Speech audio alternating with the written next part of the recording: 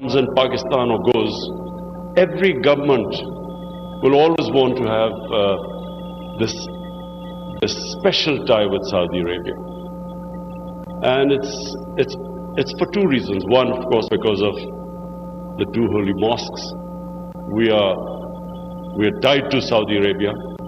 But secondly, because Saudi Arabia has stood with Pakistan always in our most difficult moments, which we will never forget.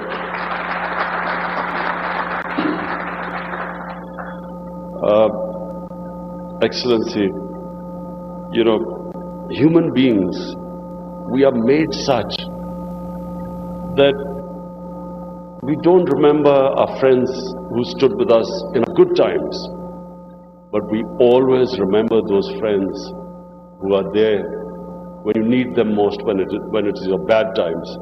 So therefore, I can assure Saudi Arabia that whenever there is any security threat to Saudi Arabia,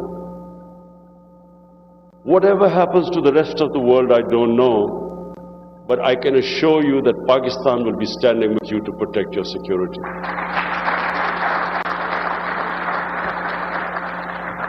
I've been coming to Saudi Arabia for 30 years, and I've seen it change under the leadership, the dynamic leadership of the Crown Prince. I've seen the difference. He's someone who has passion. He has passion for change, for the future of Saudi Arabia. And I see that. Pakistan is also changing. As our finance minister just mentioned, in the 60s, Pakistan was the fastest growing country in Asia. Pakistan was the country that was getting industrialized the fastest.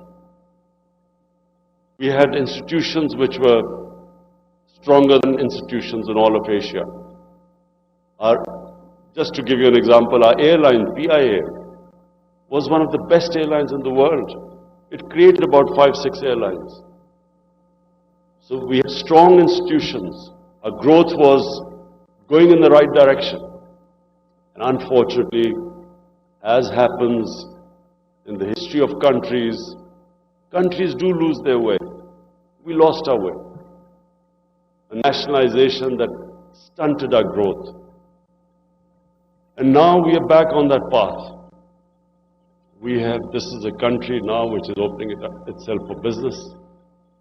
We are incentivizing our industry. We are now exploring the full potential of our country. A country which is, as mentioned, 220 million people, but the majority of the people, the population of Pakistan is under the age of 30. It means it has tremendous potential to grow, because the most important factor of growth is a young population. Then is the strategic location of Pakistan. We have two of the biggest markets in the world neighboring us. We have, through Afghanistan, the whole Central Asian markets. We have excellent relationship with China. But if somehow we improve our relationship with India, I know after last night's thrashing by Pakistan team in the cricket match, it's not a very good time to talk about improving relationship with India. But I'm imagining that if somehow we resolve, and there is only one issue between us, and that is the issue of Kashmir. And if, like two civilized neighbors, we can resolve this issue. And it's all about human rights and the rights. The right of the people of Kashmir for the self-determination, the right was guaranteed by the United Nations Security Council to the people of Kashmir 72 years ago. So if that right could be given to them, we have no other problems. The two countries can live as civilized neighbors, but more, just imagine the potential India then through Pakistan has access to Central Asia. And then Pakistan has access to these two huge markets, and this is where I want to impress upon our Saudi business community that circumstances never remain the same. They always change. But as you will know in your business community, the most successful business people are always the ones who have that ability to look ahead and take the risk. The ones who go on the trodden path never really become outstanding in any field, let alone business. So it's that ability, that fearlessness to look ahead. And if you look ahead, Pakistan is in that strategic location where it opens the doors everywhere.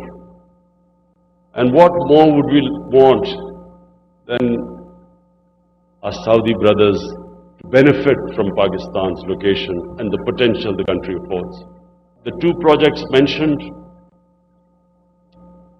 one is the Ravi city, a whole new city we are trying to build. We are just in the process now of bidding has started. Investors are coming in. But this is a great time to enter into the Ravi city project, which is a new city. And then the Central Business District, which is again in the middle of Lahore. And Lahore, by the way, has a population now almost of 15 million people. So it is ripe for investment in both these projects. There's another project which later on our Minister of Energy will be speaking to Aqua Power. And this is a very interesting project, which is we have almost 300,000 acres of land, which is fertile land, but because it doesn't have water at the moment, it's lying uncultivated. So we have 300,000 acres of land, but it's next to the river Indus, so the water is available. All we need is that we need energy to lift that water in a canal, and then this whole area becomes cultivable. And we know that Saudi Arabia is interested in food security. This land is available. Our minister will be discussing this with both the agriculture side and the aqua power side. And I think this has immense opportunities for both. Both will benefit. Finally, Khalid, thank you very much. You know, I know in short notice you organized this thing. I really want to thank you. And I really want that our relationship goes now to a different level between Saudi Arabia and Pakistan. A level which will benefit both the countries. The advantages Pakistan has are different to the advantages which Saudi Arabia has. So therefore, if we come together, it will mutually benefit both the countries. Thank you.